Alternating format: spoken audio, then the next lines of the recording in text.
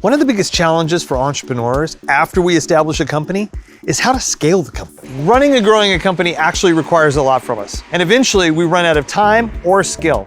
And we need others around us to help us grow. And it's even better if they actually know what they're doing. I was recently with 150 or so successful entrepreneurs at an event. And we were all in a room having a conversation about different ways to scale our company. And one of the things that came up over and over and over again is, how do we handle marketing and sales? How do we grow? Because almost everybody in the room was sharing the same problem. They had actually been able to muscle their way through to grow their company to where it is now. But now they were hitting that place where I don't have enough time, I don't have enough energy, I don't have enough skill. And one of the biggest questions was, how do I build a growth team? It turns out there's actually 3 different ways to do this. And in the next few minutes, I'm gonna give you these 3 ideas and give you some pros and cons to each of the 3 so you can make a decision on what's best for you and your company, because every company is a little different and you wanna make sure you customize it so it fits you properly. The first option is actually having a marketing team in-house.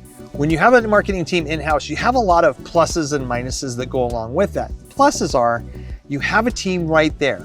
The conversation and the communication between you and that marketing team can go back and forth. You can solve problems faster. You can even have better control over your brand usually, because the brand messaging and imaging stays the same. Those are the pluses. But the minuses, well, the minuses are you have to hire the staff.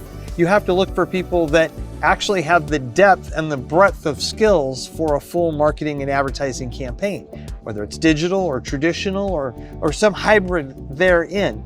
You have to be able to watch that. If you're doing that, that's a great thing. Once you have enough energy and momentum and size as a company, an in-house can be really good for that, but it's not right for everybody. That leads us into the second option. Second option is outsource. If you outsource a company, you can actually buy for less money, more skills, broader and deeper. You can get an ability for people to actually work on your team and kind of bring a lot of experience that they use for other companies. They get angles and ideas and thoughts and creativity from other places, and they're not just trying to find it in-house. Now, the challenges are you don't have that quick conversation. They actually have other clients. You're busy with them. You're trying to figure out if the right people are working on your account. Can you keep the brand message the same? You know, there's a lot of opportunities out there and there's a lot of different kinds of companies. So when you do that, the benefit to you is you can actually get a lot of skill for less money, but you're giving up time and frequency and maybe brand control in the midst of it, which leads us to the third option. That third option is the hybrid option. The hybrid option is ideally the best of both worlds. It's the best of having an outsource and the best of having an in-house team. If you have the right person in-house and you find the right team, the right company to work with, it actually becomes synergy. Really what you're looking for when you're doing this kind of a problem is you're looking for people who are good thinking partners, because it can actually take you farther with less money and develop a relationship that can benefit you multiple ways. Okay, there's one more thing we've got to talk about, and that's sales. That's the dirty secret that nobody wants to talk about, but everybody wants a great salesperson. What do you do with them? What do you do with sales? Do you have a sales department?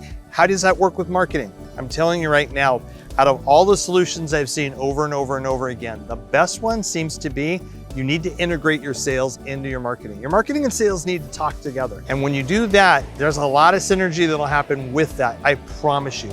It just takes a while for it to get going. It doesn't happen overnight. Okay, that's the 3 different ideas on what you could do to build a growth team for your company as you're running out of time and you're running out of skill. Look for our in-depth videos in each one of these areas. One on the in-house team, one on outsourcing, and one on this hybrid model.